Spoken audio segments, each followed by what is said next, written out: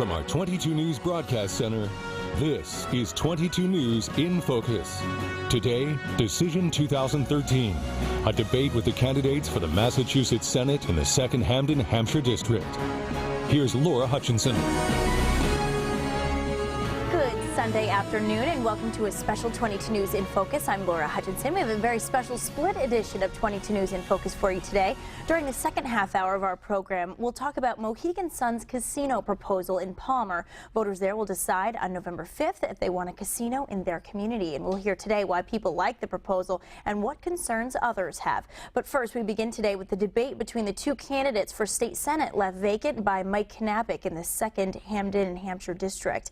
We have with us today Democrat David Bartley and his challenger, Republican Don Humison. Today's debate will be a Lincoln Douglas format, meaning the candidates will ask each other questions. The candidates will have 30 seconds to ask a question, 60 seconds to respond, then there will be time for a 30-second rebuttal. We will begin with opening statements today. Each candidate has a minute. We conducted a drawing before today's taping and found Mr. Humison will start us off. Don, you have 1 minute.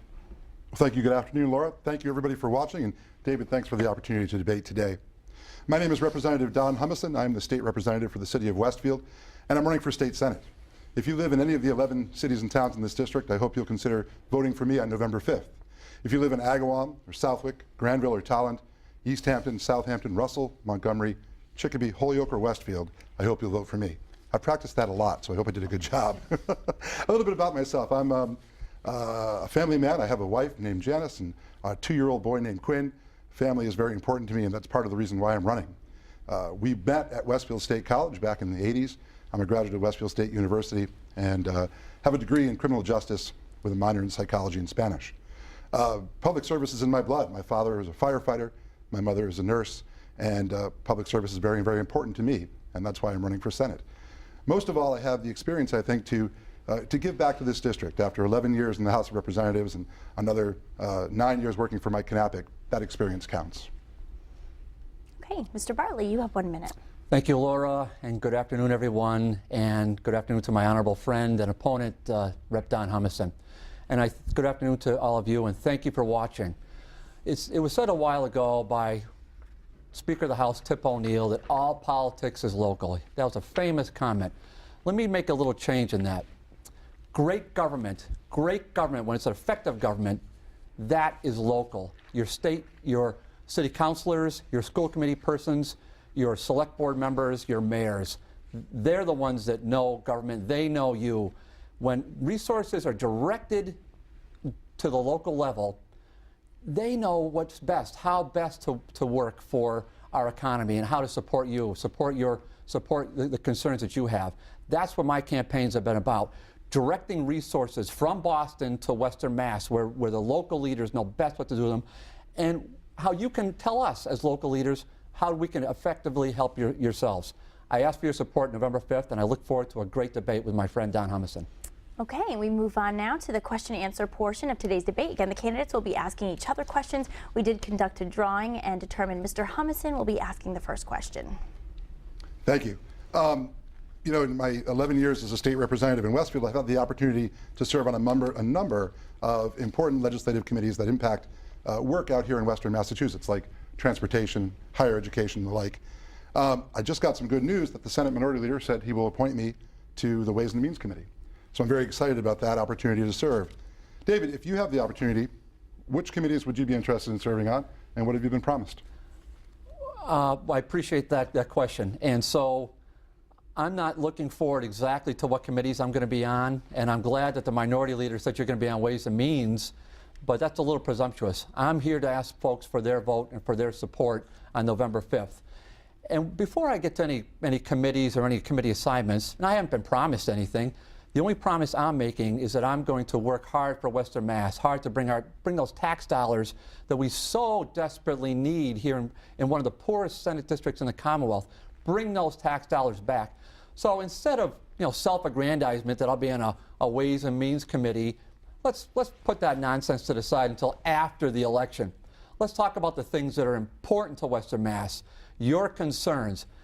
Whether I get on a committee that's of my choice, that's of no import. It's the committees that you want me to be on, the ones where I can best effectively serve you as a state senator, and then we'll talk about committees later on. Mr. Humison, it's your rebuttal. Thank you. Well, no rebuttal really necessary other than to say I'm very pleased with the opportunity that has been afforded to me. If the people of this district elect me as their next state senator, I will have the opportunity to follow where Mike Knappich led. And as Senator Knappich showed, that being on that Ways and Means Committee, he was able to do a lot of good here for Western Massachusetts. And I appreciate that opportunity as a long-term legislator to do good for our district. Thank you. Mr. Bartley, your question. Thank you, Laura.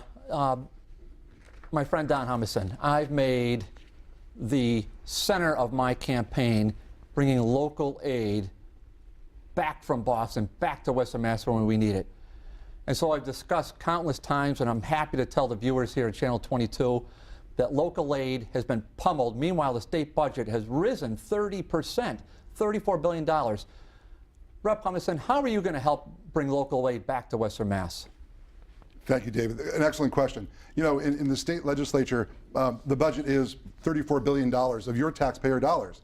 And we have to divvy that large pie up and send it back to the Commonwealth all across the state. Local aid has always been a personal priority of mine because that's the money that comes from the taxpayers to Boston and then back to cities and towns. Unfortunately, for your position, David, it's often the legislative leadership that controls where budget dollars go, and local aid hasn't seemed to be a huge priority among the policy leaders in Boston. And my caucus and I have pushed repeatedly for an early resolution for local aid so that our mayors and city councilors, our selectmen, know early on how much money they're going to be receiving. That amendment that we file or that bill that we craft every year is always shot down by the leadership. I'm not sure what their problem with local aid is, but like you, I agree it's very, very important, and I've made a career of trying to fight for more local aid and better information to our local leaders about that. Okay, Mr. Bartley. Thank you, Mr. Humison. The better answer, I think, and I respect Mr. Humison's opinion, the better answer is to look specifically is what are the formulas? So let me throw this out as a suggestion. We are the second poorest Senate district in the Commonwealth. Shouldn't that count? We need local aid. Let's also look at how we have all this public housing in Western Massachusetts. We have more than our share. Shouldn't that count as well? So let's change the formula. Let's change the thinking in Boston. We can do that. Mr. Humison, it's your question. Thank you, Laura. As a state representative over the years, I've had the opportunity to file legislation to promote economic advancement here for our district, to also help with roads and bridges in my district, file sick leave banks for constituents who needed help. As a lawmaker, it's about the bills you file and the bills that you oppose that really makes your career. What legislation do you think that you'll file when you get to the state Senate, if you have the opportunity to do so? Thank you, Don. So it's great to sit down in Boston for 12 years, 11 and a half years, and file legislation, although Don really doesn't have much of a track record of filing legislation. And respectfully, I say, he doesn't have much of a track record of having any legislation passed into law.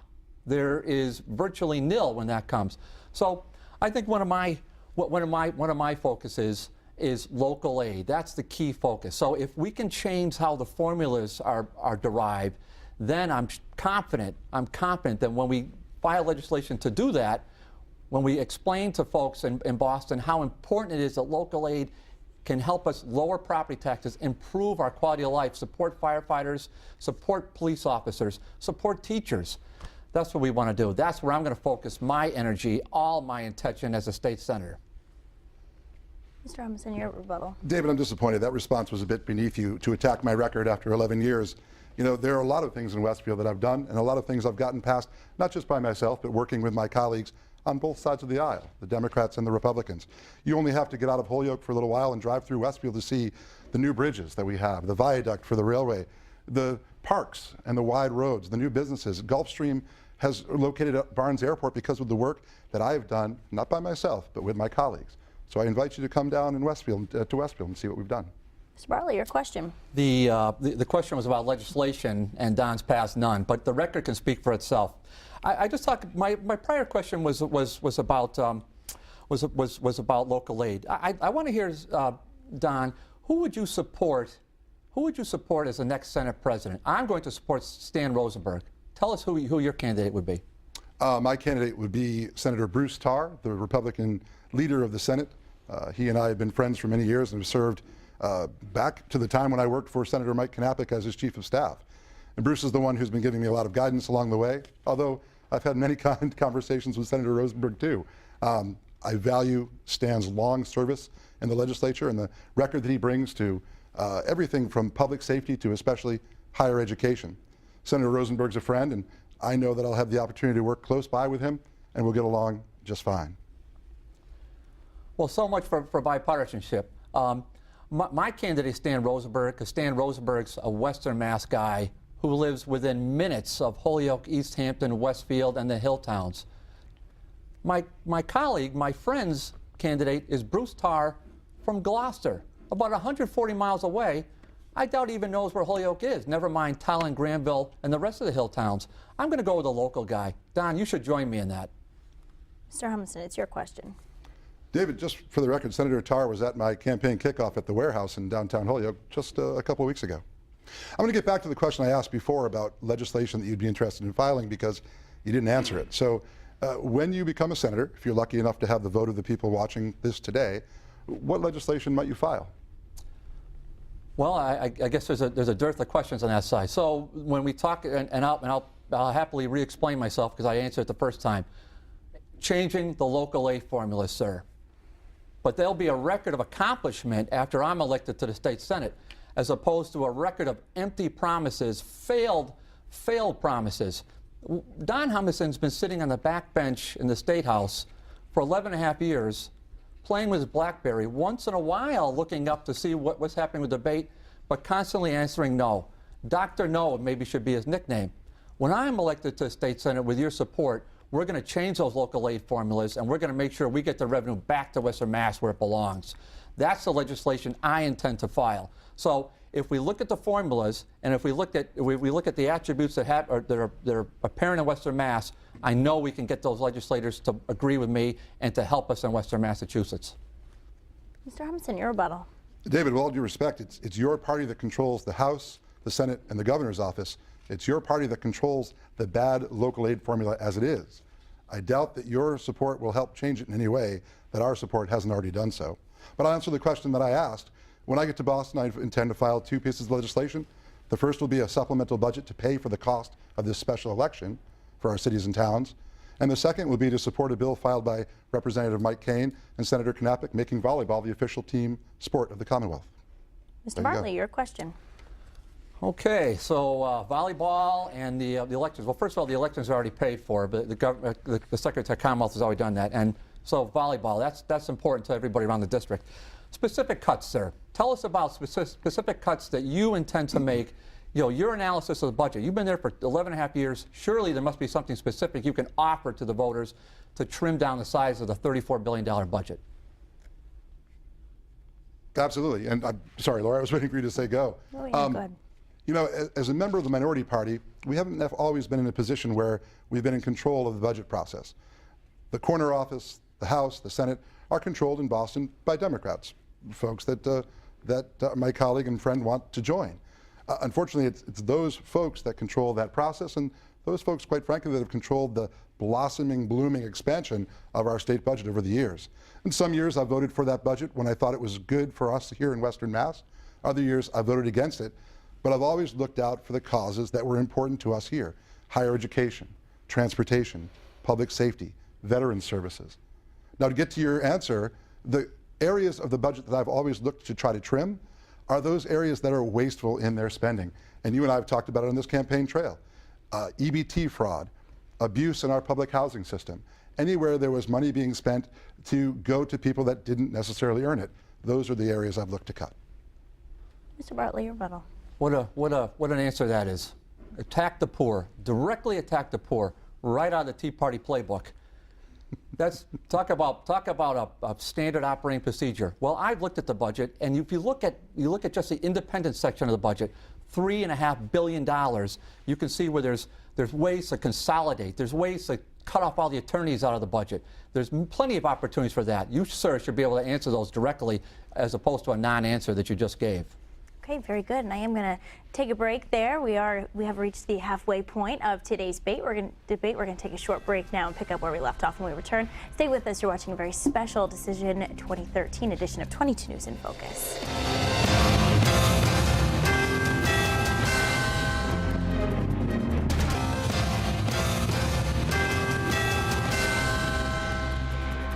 Welcome back to a special 22 News in Focus today. Today we are hearing from the candidates for State Senate left vacant by Mike Knappich in the 2nd Hamden, Hampshire District. We have Democrat David Bartley here with us, and we have Republican Don Humison. When we left off, Mr. Bartley asked the question, so Don, it's your question now. Good. My next question is about legislative caucuses. Groups of legislators that get together to support different things across the state, irrespective of their committee assignment. So, for example, I belong to the Library Legislative Caucus and the Small Business Caucus, the Manufacturing Caucus, areas that are important to us here in Western Mass. My question's easy, and I'm just going to ask you, what caucuses would you seek to join as a state senator? So again, that gets us a little bit past, and I know it's a lighthearted question, and I appreciate it. And, it's nice to have those, right? So every once in a while, you want to sort of lighten up and talk about it, but it's a little presumptuous. And so folks have, and Don tonight has asked me the same question: what committees do I want to be on? What legislative caucus do I want to be on? I want to be elected to be your state senator, and I'm going to again ask you humbly for your consideration at the polls November 5th. I think I have the values, the beliefs, the education, the experience that you deserve to represent you in Boston as your state senator. So as far as the legislative caucus is concerned, or a committee, it's going to be the one or ones that best represent you, and the ones that I'm going to have the best ability to bring back the bacon to Western Mass where we need it. Mr. Humison, your rebuttal. Folks, debates are about getting to know the candidates, and so I ask these questions just so you get a chance to know me and my opponent a little bit better. There's no trick involved. I just want to know what caucuses you're interested in. Over the 11 years I've served, I've been on many committees and many caucuses, and probably the one I'm most proud of is one that I helped create, the Aviation Caucus. And with Barnes Airport and Westover here in Western Massachusetts, that Aviation Caucus has been very important to help protect those interests, bring jobs to Western Mass, and keep aviation viable in Massachusetts. Thank you. Mr. Bartley, your question. And that was a lighthearted question, and I'm going to try to ask a somewhat little harder question, but not too hard. Bipartisanship. We've seen what's happened in D.C. with the Tea Party Republicans trying to destroy our government, trying to destroy our way of life. Don, you've been in the State House for 11 and a half years. You've talked about your caucuses. You've talked about your friends you made there. Tell us a little bit about your track record of bipartisanship. I know, for example, I asked if you're going to vote for Stan Rosenberg. You said no, but tell us about a bipartisanship issue which you can point to. Great question. And in fact, as a Republican in the Massachusetts legislature, you better be bipartisan simply by the fact that you're in the minority. So you're going to be working with Democrats and some independents, not many, mainly Democrats, on the other side of the aisle on every single issue that you're on, every committee, every caucus, every bill that you come up against. So there have been many. And I'll go right back to the example that I gave in the previous question about the Aviation Caucus. It was created by myself, a Republican, and Steve LeDuc from Marlborough, a Democrat, because we both represented airports in our district and both felt it was important to join together his experience as a Democrat, mine as a Republican, but both of our experience as people who represented airports and aviation-related businesses. That's one of many, many examples, but it's probably one that I'm most proud of, because this caucus now has 75 members out of the 200 in the legislature, and we've been very successful in supporting aviation and aviation jobs here in Western Massachusetts and across the state. Mr. Bartley, your rebuttal. And bipartisanship is important to me. So one of the things that my honorable friend didn't point to is a bipartisan piece of legislation that he's helped pass.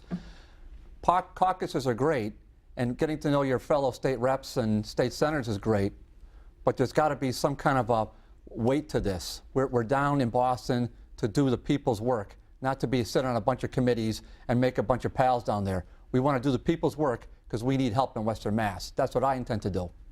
Mr. Humison, it's your question.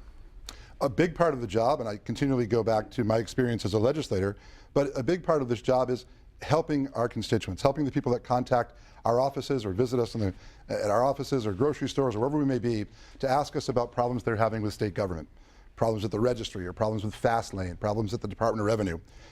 My contacts that I've built over the years, in the 11 years I've been a rep and the 9 years I worked with Mike Knappich, have helped me to answer those questions.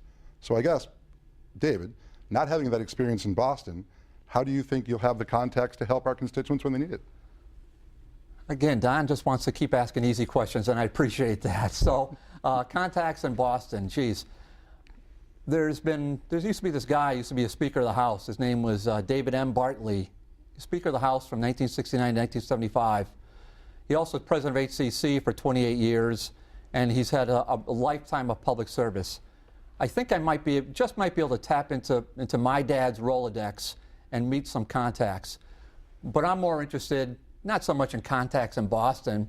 I'm much more interested in talking to the mayors. Like, we just met with the Mayor Knappich of Westfield. $4 million cut from local aid since 2010, and that's directly from Mayor Knappich. What a disaster. I'm much more interested in hearing from the school committee people, the select board people, the city councilors. I'm a lot more interested in making those kind of contacts. I'm going to be available, and you can bank on it. I'm going to be available, and you're going to see a lot of me if I'm elected to the state Senate.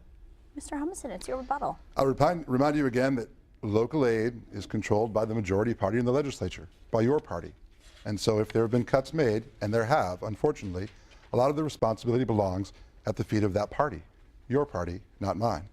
I go back again to my experience in the legislature and the fact that I've been able to meet people, Democrats and Republicans, private sector and public sector, and those people will help me do the job of helping our constituents when they call my office. Mr. Bartley, it's your question. I thought the question was about contacts, not local aid, but I've talked enough about local aid. Let's talk about Don's alma mater. Let's talk about what an important, a pivotal part of Western Mass, Westfield State University. Don, I've called for Mr. Friedland, I've called for him to return those dollars to Westfield State University. But I'm just a candidate. What have you done as a state representative, an elected official, to get those dollars that he's holding hostage back to Westfield to help the students and the educators?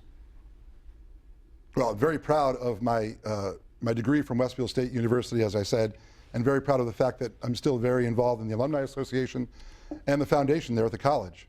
At the same time, I'm very disappointed by the actions of President Dobell and the fact that this attention has been drawn to our university.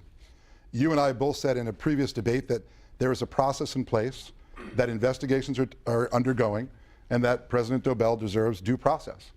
As that due process plays out, I am confident that the Commonwealth of Massachusetts will be more than supportive to my alma mater and to this jewel of public education in Western Massachusetts. And so I'm just going to give the president his chance and the college its opportunity to rebuild. Mr. Bartley. Well, the question was about the $2 million being held hostage. So I'm not confident at all in Mr. Friedland, and I'm disappointed in his actions.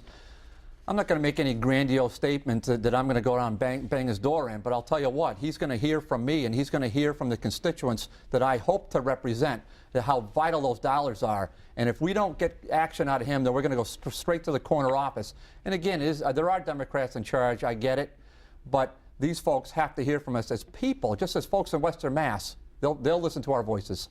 Okay, I want to thank you both so much. We've reached the end of the question-answer portion of this debate. We're going to move forward now to closing statements. By way of drawing, Mr. Humison is going to start us off. Don, you have 1 minute. Great. Well, thank you, Laura. Thank you, Dave, for this spirited debate. It was kind of invigorating. I appreciate it.